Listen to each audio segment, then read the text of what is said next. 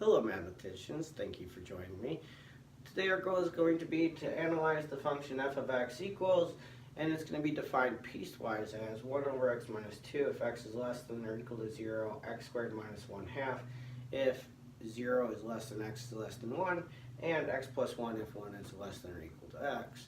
And so what we mean by analyze here is that if we actually look at this function and imagine 1 over x minus 2 and x squared minus 1 half and x plus 1, these are relatively nice functions to deal with on their own, but because we've defined this piecewise, what we really want to know is, well, what's happening at these breakpoints? So that is, can we determine if this is continuous at those breakpoints, if the limit exists, if it does not exist, what is it going to be? And so what we want to find is, in particular, what's happening at these points, x equals 0 and x equals 1. So now as we want to find that, that means that we have to find the limit from the left, the limit from the right, the function value, and the two-sided limit and compare. And so we'll do that for both of our breakpoints. All right, to start off with, then we'll let x be 0. And so the first thing we want to know is what happens as x goes to 0 from the left of f of x. Now, if you recall from our video on graphical limits, we know that if x is going to 0 from the left, that means that x is slightly less than 0. And so what we want to know is what does this function look like if x is slightly less than but not equal to 0. And so if x is slightly less than 0, then x is less than 0. So what we end up with is that we end up that the function is defined by the first piece, 1 over x minus 2. What we get then is that instead of having to look at the whole thing, we can find the limit as x goes to 0 from the left of f of x by just looking at 1 over x minus 2, because that's the piece of the function that we're worried about for these x values. Now, if we want to find this, the way that we would find this is, we notice that this is a nice function at 0. It wouldn't be at, say, 2, because I'd be dividing by 0, but because it is a nice function at 0, I can plug it in. I get 1 over 0 minus 2 is 1 over negative 2 is just going to be negative 1 half. And so, because I have a nice continuous function at 0, I plug 0 in and I evaluate the function at that point. I got out a number, so my limit as x goes to 0 from the left of f of x is indeed negative 1 half. Now, the next thing to do would be to find the limit as x goes to 0 from the right. So if I find the limit as x goes to 0 from the right of f of x, we would note that our x values are going to be close to 0 but bigger than 0. So if we look at this situation, where is x bigger than 0 but only a little bit bigger than 0 is, well, we don't have to worry about this case because we could say 1 is far enough away from 0 that we don't need to worry about it. So instead we fall in the case where 0 is less than x is less than 1, because those would be all the x values that are bigger than 0 but not equal to 0 and not too much bigger. So therefore, if we want to find the limit as x goes to 0 from the right of f of x, we're going to say this is just the limit as x goes to 0 from the right of x squared minus 1 half. Now again, this is continuous at 0, so what we want to do is we just want to substitute in 0 for x, or evaluate x squared minus 1 half at 0. And then we would get 0 minus 1 half is negative 1 half. So the limit from the right in this case is negative 1 half. Now that we have both one-sided limits, we can compare them and notice that negative 1 half is indeed equal to negative 1 half. So because the two one-sided limits are equal, we get that the two-sided limit is equal.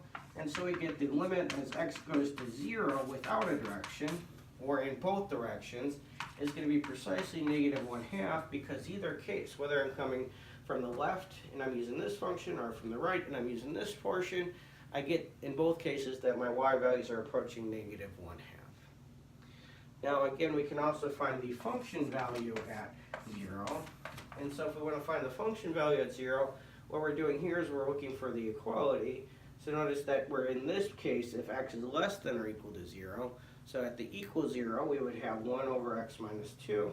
Again, we'd plug 0 in for x, and we would also get negative 1 half. So as we see here, we have that the limit from both sides is negative 1 half, so the two-sided limit exists.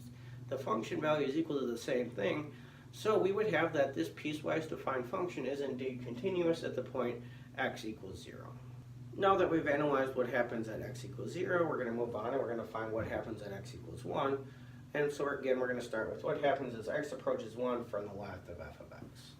Well, if x is approaching 1 from the left, that means it's slightly smaller.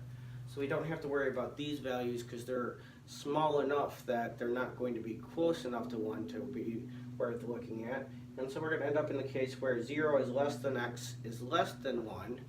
And because we want values close to but not equal to 1 and smaller than 1.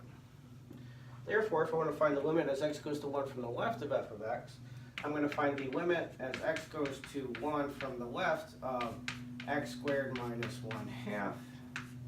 And now because this is a continuous function, I can plug in 1. I get 1 squared minus 1/2 is just 1/2. So the limit as x goes to 1 of f of x is just 1/2. Now next we're going to have to find the limit from the right.